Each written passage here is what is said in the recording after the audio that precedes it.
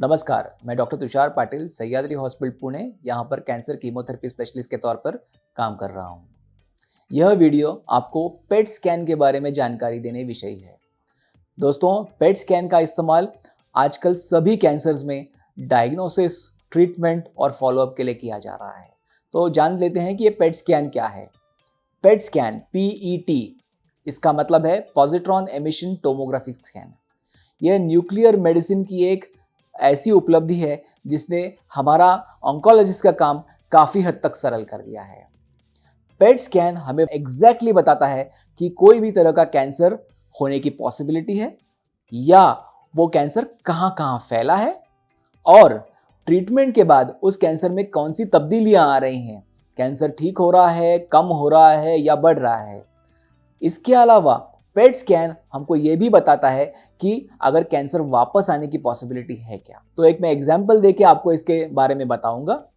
Classical example है lung cancer, फेफड़ों का कैंसर, जिसमें अगर CT स्कैन में ऐसा दिखे कि ये स्टेज 1 का कैंसर है तो हम सर्जरी के लिए पेशेंट को मनाते हैं और पेशेंट को सर्जन के पास भेजते हैं।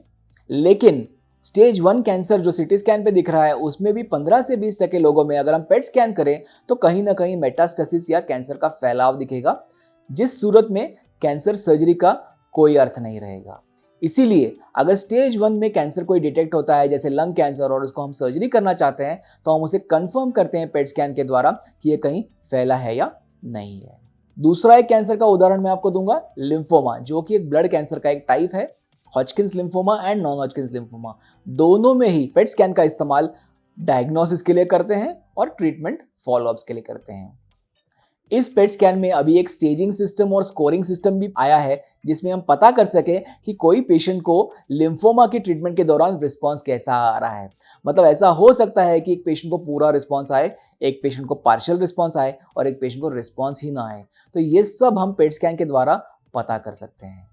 इसके अलावा लिम्फोमा में जब ट्रीटमेंट खत्म हो जाती है तो कई बार हम फॉलोअप में पेट स्कैन्स करवाते हैं ताकि हमको ये पता चले कि छोटी गठाने कहीं बॉडी के अंदरूनी हिस्से में कहीं जन्म ले रही हैं या वापस आ रही हैं, जो कि हाथ से पता करना, एग्जामिनेशन से पता करना या पेशेंट्स के सिम्टम से पता करना ऑलमोस्ट इम्पॉसिबल है।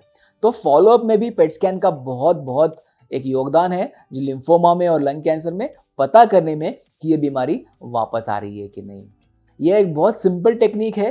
पेशेंट को एक स्कैनर के अंदर लिटाया जाता है, उसका एक प्लेन स्कैन पहले होता है, उसके बाद डाई दे के, एक अलग तरह का डाई या कॉन्ट्रास्ट है वो दे के हम एक थोड़े टाइम के बाद फिर से एक स्कैन करते हैं और इस डाई का बॉडी में कहाँ कहाँ डिस्ट्रीब्यूशन हुआ है उससे हमको एक पता चलता है कि ये कैंसर कहाँ कहाँ फैला होगा। सो पेट स्कैन में अलग अलग तरीके अभी आ गए हैं और जिसमें हर कैंसर के लिए एक अलग पेट स्कैन अभी आ रहा है। जैसे प्रोस्टेट के लिए PSMA नाम का एक पेट स्कैन है। अगर हम न्यूरोएंडोक्राइन ट्यूमर नाम का एक अलग ट्यूमर कंसिडर करेंगे उसमें एक डोटा नाम का एक स्कैन है। तो अलग अलग स्कैन्स आ रहे हैं और हो सके कि आगे अगले कुछ सालों में अलग अलग कैंसर्स के लिए अलग अलग स्कैन्स हम लोग इजाद कर सके।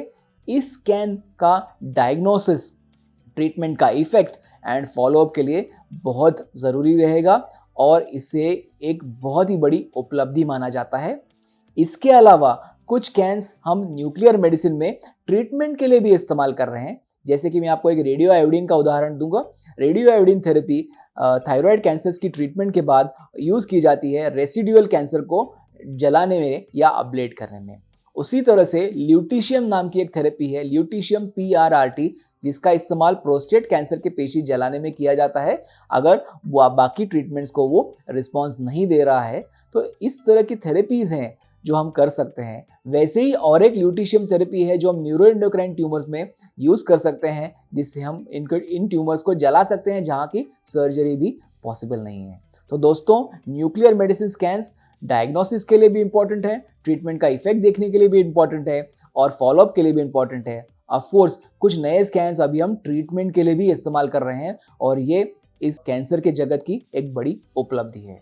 अगर इस विषय पर आपको कोई भी अधिक जानकारी या मालूमात चाहिए होगी तो आप सह्याद्री हॉस्पिटल के दिए हुए कॉन्टैक्ट नंबर्स पे कॉन्टैक्ट कर सकते हैं और मालूमात ले सकते हैं।